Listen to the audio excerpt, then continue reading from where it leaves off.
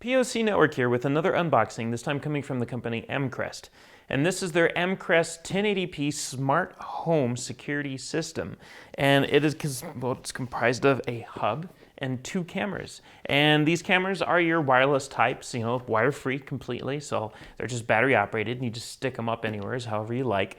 And they will act as a security cam until the batteries run out, which for this, you get up to 6 months of battery life on a single charge. And they are rechargeable, so it's kind of cool. It's relatable to some of the other ones out there, from companies like Netgear and some of the other ones that really take on this similar design. It just looks like this little camera that just clicks into place. And but what's unique about this is it has its own hub. So each camera is not connected independently to your router. It's just the hub that's connected to your router, and then it controls all the cameras independently through the hub. So that way you only have one device connected to the router instead of this mess of devices. The hub can support up to 6 different cameras at a time. So that's, you got plenty of options to covering the grounds with in terms of your home or business or whatever else you're using this for. And if you need any more than 6, well, then you need a better solution, and you can reach out to them to see what else they have and or look into other companies. But that's a whole nother story. For now, we're interested in seeing what's inside this box. What does it look like? What does it come with? And maybe some footage to see, what do you get when you're using it. But let's go ahead and pop this thing open. At the top, you have an Ethernet cable here for connecting it to your router with. You have some instructionals here, including hey, let's get started, download the app today. This works with the Amcrest Smart Home app. And it just walks you through registering and all that fun stuff. Then you have an FCC, just security notice statement here to upgrade to the latest firmware and some FCC information. You have a warranty information here that just tells you to go to their website, /warranty. And then a join our community, which is the same thing, website/community.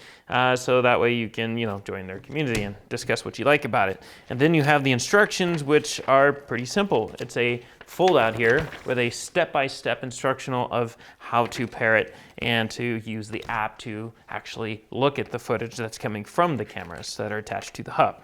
And then you're presented with the hub, and it is a real simple design. It kind of looks like a Dyson in a way, only it's not going to blow any hot air at you. This is probably just an antenna that's going around on the inside. Looks like we have a single button right on the front here that's represented by a little square icon, and this actually is your sync button. So this is what you use to actually, pair cameras up to the hub with. So you'll be doing that with the 2 cameras that come in the box, and then of course any other additional cameras you add to this, up to a total, again, 6 different cameras. On the back, you have an Ethernet connection. This is what's going to go to your router.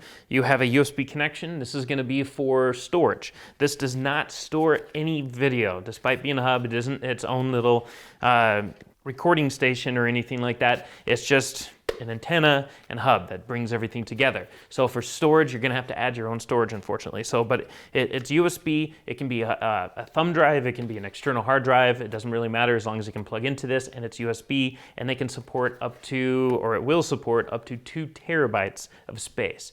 It does have to be FAT32 though. That's the only catch, and that's probably why you're limited to 2 terabytes. But you can do up to 2 terabytes, which is actually really good compared to the fact that this is probably going to save really compressed files. So it's going to take a while to fill up the space on that kind of level. But you have a reset button here on the back, which you just pop a little paper clip or something into to reset it. So if it loses its mind or something, you can just bring it back to day 1. And then you have a power input here for the power adapter, which is in the box. Speaking of which, it's right there. We have one power adapter that goes right to the back of that thing and into the wall. Now that should be the only cable besides Ethernet cable that you would have to worry about. Everything else is wireless. Then you have your cameras that are packed separately here in this box. Each camera is, that small. It fits in the palm of your hand. It's not incredibly small, but it's not incredibly huge either. You have a little top thing that pops right off here, and on the inside, looks like is just how you would get to the battery. So you pop that open, and the batteries here are interchangeable. So that way, maybe you want to charge them separately. Looks like, no, can't charge them separately. So it looks like it just It is definitely charged through the camera itself. So in case you want to, for some reason, swap them out, maybe you find that after a couple of years your battery came from a bad batch, you can replace just the battery and not the camera, and then just slide it in there, close the latch, and then start charging it. Each camera does come with different accessories. You have a micro USB to USB cable here. You have some screws and anchors. You have a mount to which it'll be mounted with. And then you have a little stick here that just gives you your touchdown points for the screws that are going into the back of the mount. So that way you know exactly where to pre-drill your holes and place your anchors on the wall or ceiling or wherever else you're gonna put this. The only difference between this one and some of the other cameras you might have seen on the market is the fact that the cameras are not magnetic. So you do require using these hubs here, and they are required to be screwed into place for wherever they're going to be installed. So unlike some of the other solutions from like companies like Arlo and whatnot, it isn't something where it's just magnetic. We just disconnect it and run it over to another mount and put it up there instead in case you want to swap them around for whatever given reason. Say, you know, difference between you being at home and going to work and then changing the mode out for going on vacation or anything like that. You can't do that, but you can probably get more mounts and you just have to unscrew the camera every single time and in order to move it. And then of course, since the batteries are or at least interchangeable, and you can access them from the top, you can easily get to the battery and swap it out without having to remove the camera if there was something wrong with the battery. But when it comes to charging the battery, you are going to have to remove the camera, unscrew it from the mount, because again, it's charged through the camera itself, and you get to it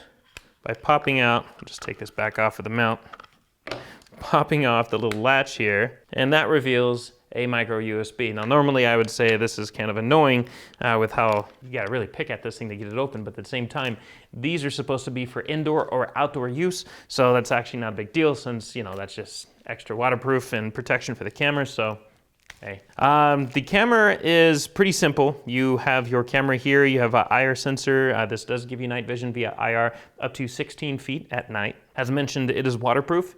So it carries a rating of IP65, so it's going to be for general dust and rain. That does not mean it's good for any conditions, unfortunately, so don't let it get submerged in water by any means. Do not let it get submerged by ice, or probably you don't want to have it directly being hit by the sun as well, because none of that really protects you from the sun. But IP65 is pretty much your beginning rank, for the most part, for water protection when it comes to outdoor usage and a set and forget kind of scenario. IP7, IP8 is what's going to get you those really, really nice waterproof ratings, and those are the things that can be submerged and everything. But again, it's a camera, so it's not really meant to be thrown into water or anything like that, so it's just meant to be hit by rain, maybe a little snow here and there, but that's about it. On the backs of each camera is where the actual mount slides into. You got your threads right here on the back, and then you have a sync button right here, and this is what's used to sync it with the mount here, or the hub here. So you'd press this button, they talk to each other, they shake hands, they say, hey, I know you, and now they're part of your network, and you can configure them however you wish. At the bottom of each camera, you have a speaker. Both of these have a microphone and a speaker, so that way you have two-way communication via any of the cameras you connect to the hub, so that way you can talk to people to say if this is at your front door or something and figure out, what do they want?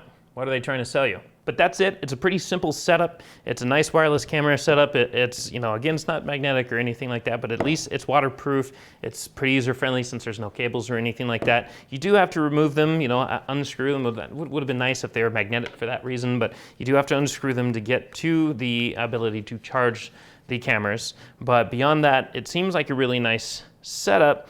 And again, simple. It's probably user-friendly if it's anything like any of Amcrest's other cameras, but there's only one way to find out, and that's go take a look at the footage. So let's go look. So what you're looking at here is the live view from the phone, or at least the footage you get from it. So when you're on the app on your smartphone and you're live viewing what's going on the camera, you can choose to record or take snapshots right there from the app. And as long as there's a little icon in the settings right there below the video that says SD, if you click on it, it turns to HD, and this is the quality of footage you get that's saved into that file. So this is 1080p saved to the phone, It looks fantastic. Now there's a catch to this, because this isn't the quality that you get when, or at least out of the files that are saved to the hub, that are automatically saving on the back end when you have a USB drive plugged into it. And then you have cloud storage as well. But we're going to get to the hub in just a moment. This is what it looks like at night. So this is night vision using infrared. So this is IR at night. It has up to 16 feet of detection while it's in infrared mode at night. But it's a crisp, clear picture. Again, this is from the smartphone using the actual Amcrest smart home application. And then as you're manually triggering record from the little icon underneath the video, this is the quality of the file that gets saved to the phone.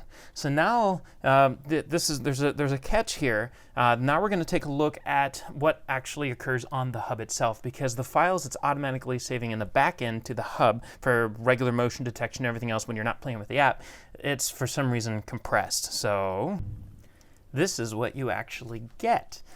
For some reason, the files are really, really small. And let's go ahead and kind of zoom in on this to see what it should look like. And stretch it out a little bit from side to side. And it's just weird. For some reason, the files that are saved to the hub are incredibly compressed. And as you can see in the image here, it doesn't look anything like what you get from the files that are saved from your smartphone. So they're compressed and they're also squashed. So it's kind of like an anamorphic kind of a format that it's saving it in. It's kind of just unique. But that's what you get for some reason. There's no options for changing that in the app or anything like that. So no matter what, you're just stuck with standard. So on the app, you can get high definition, but every single time you log in, you got to choose high definition on that little icon underneath the video before you start recording to get that high definition. And on the hub, you just get whatever it gives you, because there's no options. So hopefully this is something they can figure out in the firmware, but at least from the video you're getting from the smartphone, it looks good. So there you have it. Again, this is the Amcrest 1080p smart home security system. It's wireless, completely wireless outside of the hub, so it's really nice. It should get you pretty good coverage. You get 110 degrees view with the 2.8 millimeter lenses in each one, and they're both 1080p. So you got nice high definition, and they support 2.4 gigahertz for your wireless network. They do not support 5, unfortunately, but 2.4 gives you further range anyway, so 5 is kind of short. And you do get a free year of their Amcrest Smart Home Cloud, so that way you can save things to the cloud and save it there instead of having to connect a device on the back of this, and then it can be accessed from anywheres. But beyond the first year, you'll be charged monthly for their subscription plan, and that's completely optional. You don't have to use it. You can just, again, stick with an external hard drive. But again, that's it. It's Amcrest 1080p smart home security system. It's available now. It's about $319. We'll have links in the description, and we'll have a whole story about this on POCnetwork.net as well. And if you liked what you've seen here, don't forget to subscribe below. There's also the comment section down there where you can talk to us and discuss what you think about this camera. Maybe you have this configuration set up at your house. Feel free to let us know. What do you think about it? And as always, we thank you for watching, and we'll catch you next time. If you want to stay on top of all the latest and greatest, and or at least the gadgets we cover, remember to subscribe right here. Subscription button. Click it. You're going to want to. There's lots of videos, interviews, previews, all sorts of stuff. Button. Click it.